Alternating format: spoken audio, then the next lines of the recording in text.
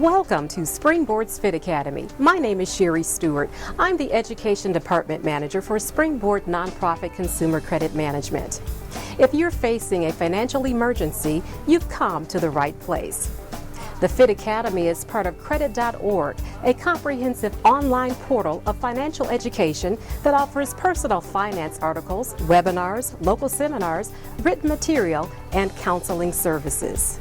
There are additional resources that accompany this course, including the how-to guide, pre- and post quizzes, presentation slides, and a list of useful websites. By taking and passing the pre- and post quizzes, you will instantly receive your document of achievement. Let's get started. This course will teach you how to respond to a budget emergency by saving money and living a wallet-friendly lifestyle. When you're facing a financial emergency and need to control your spending or free up some of your income to build your savings, you need to start by separating your expenses into two categories. The two basic types of expenses are needs and wants. Needs are things that are essential to your everyday life, while wants are discretionary expenses that you could live without. Examples of needs include your mortgage or rent payment, utility bills, transportation costs, and food, not including fast food or dining out. These necessary expenses should be the first items you pay every month. Discretionary expenses or wants include things like cable television, designer clothing, magazine subscriptions, and other non-essential expenses. If you're in a budget 911 emergency, you will have to go without some of your wants until your situation is resolved. Once you are able to increase your income and grow your savings, you may be able to bring back some want items into your budget. When deciding if an expense is a want versus a need, a key rule to remember is anything that is necessary for you to earn a living is a need. For example, if you need reliable transportation or professional attire for your job, then these things can safely be considered needs. Now that we know how to categorize an expense into a want or a need, we can start by looking at your household expenses. Most people facing budget shortfalls will have to begin by reducing their household expenses to make their budget work. Each person's budget is different, so these are only a few ideas to get started. For most of us, the mortgage payment or rent is our largest expense. This obligation is your most important and should be the first bill you pay every month. But that doesn't mean you shouldn't try to find ways to reduce the size of your monthly house payment or rent. If you are a homeowner, refinancing can leave you with a lower monthly payment and even a lower interest rate. You can also talk to a HUD-approved housing counselor to find out if you qualify for any special home ownership preservation programs. If you rent and your payment is too high, this is an excellent time to take advantage of the weak housing market and find a less expensive rental. If money is especially tight, you might consider moving in with family or letting relatives move in with you. Or if you already have someone staying with you, like an adult child, for example, you should ask them to pitch in and help with the household bills. An easy way to begin reducing your household expenses is to make sure your home is energy efficient. Begin by making sure your house is well insulated and install weather stripping on your drafty doors and windows. Turn your thermostat down both on your furnace and your water heater. Try to keep your AC at about 78 degrees in the summer and about 68 to 70 in the winter. Consider upgrading to more efficient home equipment. You might be eligible for a rebate from your utility company or a tax rebate if you increase the energy efficiency of your home appliances. An easy way to begin lowering your energy costs today is by unplugging all appliances you aren't using. Even though they seem to be turned off, they still cycle electricity when not in use. Weather permitting, use a clothesline instead of a dryer when you do the laundry. And if you have clothing that must be dry cleaned, but you are on a tight budget, put it away in storage and avoid that expense for now. And finally, close off rooms when no one is in them and only cool or heat the rooms you're in. Let's move on to utilities. One utility where many of us spend more than we should is phone services. Do you have both a cell phone and a landline? Maybe it's time to get rid of one of them or downgrade your plans. For emergencies, it is recommended you still keep a landline, so just downgrade to a local calling plan and use your cell phone to make your long-distance calls if your mobile plan permits it. You can also use Google Voice or Skype to make free calls on the internet. Also, don't use 411 directory assistance. Just find a computer and search for free. If you're paying extra for caller ID, voicemail, or call forwarding on your landline, cancel those extra services to bring your monthly bill down. On your cell phone plan, review your monthly statements and see if you could get by with a cheaper plan or do without things like texting and mobile internet access. Another utility you can probably do without is cable or satellite television.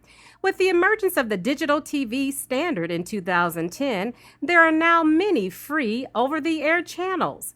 If you are tied into a long-term contract, figure out if the early termination fee is worth the expense. Auto expenses are roughly a quarter of the typical household budget. To cut down on these costs, begin by reviewing your insurance coverage and see if there's anything you can do without. To reduce even further, you could consider raising your deductibles to cut your monthly rate. When it comes to insurance, don't be afraid to contact your insurance agents and talk about ways to lower your rate. If you've got a car that is costing you too much, can you trade down to something cheaper or switch to a more fuel-efficient vehicle? Make sure you have something reliable, though. Being able to get to work and preserving your income stream should be your top priority. Speaking of getting to work, is it possible for you to join a carpool to save on gasoline costs? Now that we've covered housing and transportation, let's move on to food and more specifically, grocery expenses. Studies show that you can cut your grocery budget by up to 19% by shopping at multiple stores. It helps to plan ahead so you know which things you plan to get from which store.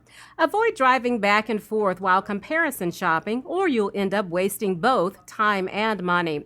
Get in the habit of preparing your own meals. Whether you dine out or buy prepared foods from the grocery store, you're spending more money than you have to. Spend part of your day off preparing extra meals and freezing them. That will help you get dinner on the table when you don't have time to cook from scratch.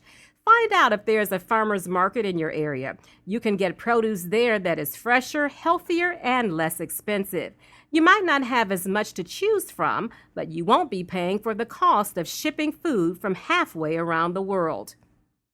Choose in-season vegetables and fruits to save money. Out-of-season items usually have a higher markup price.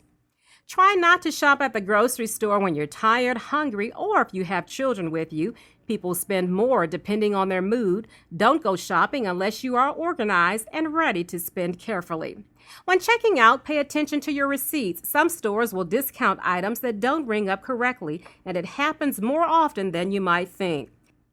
Sign up for your store's reward program and shop around for products that are specially priced for members. There usually isn't a fee to participate in these programs, so join. If you're shopping for items that aren't groceries, like over-the-counter medicines and other pharmacy items, try not to buy them at the grocery store. You will usually get a better deal by shopping at an actual pharmacy, Walmart, or Target. Don't buy food that you'll never eat. Studies have shown that 12 to 25% of edible food purchased in the United States goes to waste. If you buy something close to its expiration date to save money, plan to use it right away or freeze it for future use. Try to figure out how much food you consume in a week by writing down everything you actually ate. Then you can use that list as a basis for your next grocery shopping trip. Did you know Americans discard 11 billion pounds of fruit and vegetables every year? Every spoiled piece of fruit or rotten vegetable is a drain on your budget. Again, try to buy only the amount of food that you know you will eat.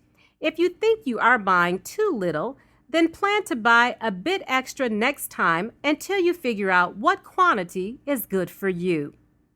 Keeping in the theme of grocery shopping, using coupons can be looked at as a source of extra income on your personal budget. Every dollar a coupon saves you is like a dollar earned. As long as you don't let a coupon lure you into buying something you don't need, you'll come out ahead. Besides the Sunday paper, check magazines, especially those found in the grocery store's checkout lane. There are also popular websites that offer coupons like couponcabin.com, rebates.com, keycode.com, and eCoupons. If you don't like to carry around coupons, try to grab the flyer at the entrance and see what items are on sale. Many grocery stores will print coupons tailored to your shopping habits, sometimes right on the back of your receipt. Don't just throw away these coupons. They are more likely to be useful to you than anything you'll find in a magazine. Some stores double the value of manufacturers' coupons. These are excellent deals that shouldn't be passed up. Likewise, be on the lookout for opportunities to use both the manufacturer's coupon and a store's coupon to increase your savings. Get organized when shopping with coupons. Use a shoebox, envelopes, or plastic bags to store the coupons you plan to use. You might want to use an expandable container to get your coupons in the right order to present to the cashier. All it takes is a little extra preparation to use coupons without causing a traffic jam in the checkout line. You'll get big savings that will make it worth the extra effort. You can't control when coupons will come along or when they expire. Be flexible and use coupons to stock up in advance. You can also use social networks to get access to savings. If you use Facebook or Twitter, you can like or follow a retailer or local business you frequently buy from. They usually post about sales and discounts and keep you up to date about new product releases, recalls, and other opportunities to save. And last, always take advantage of rebate offers when you purchase necessary items. Manufacturers offer rebates knowing that up to 60% of them will never be redeemed. Make sure you actually follow through and always send in for rebates, no matter how much is being offered. It might take a few weeks to receive the rebate, but once it does, it's more money in the bank. Now that we've taken care of our necessary items or needs, we can move on to wants or discretionary expenses. We find that no matter how hard people try to create a workable spending plan, there are common budget busters that sink the ship. These expenses are almost always in the wants category. Food is a common budget buster. It is 5 times more expensive to dine out than it is to prepare meals for yourself. If you are over budget on food spending, it's probably because you eat out too often. Try to minimize dining out to no more than once a month if you're on a really tight budget. Entertainment is another common budget buster.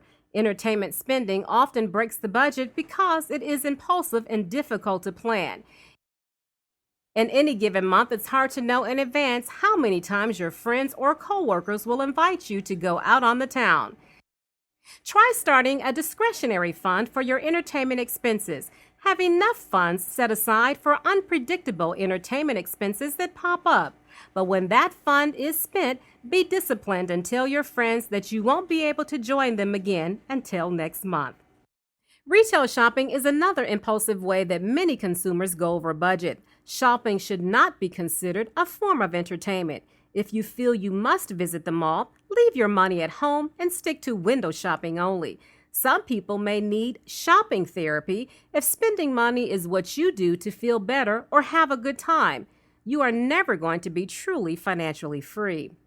When it comes to retail shopping, the most common type of overspending isn't buying things you don't need, it's paying too much for things. Avoid overpaying for what you buy by comparison shopping. Also, keep an eye out for sales and promotions. Buy in bulk to save on household items, and consider our advice about coupons. Another common budget buster is going to the movies. Movies are the #1 entertainment outlet for Americans, and ticket prices keep climbing. To spend less at the cinema, use coupons or see matinee shows whenever you can. Also, plan ahead and only take a trip to the movie theater when you have set aside money in your budget to pay for it. You can also replace a movie night out by renting a one-day movie or finding a free movie on TV. Beware of the snack bar. Everyone knows that high-priced candy, popcorn, and soft drinks are where movie theaters really make their money. Treat this like going to the grocery store. Don't go hungry. Avoid the snack bar altogether, and you avoid paying the 1,275% markup theater concession stands place on popcorn.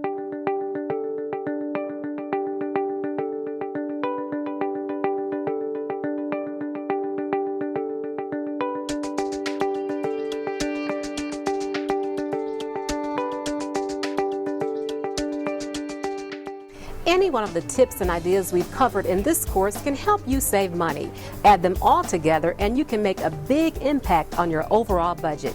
We've helped thousands of consumers face financial emergencies and better manage their money. So trust us when we say that it is possible to turn a lot of small adjustments to your financial behavior into big savings down the line. Thank you for your time, and feel free to share this and all of our other courses with your friends and family. Remember, you can always visit our website at www.credit.org. For more information on our services, call 1-800-896-0030. Or for education-related questions, call us at 1-800-449-9818.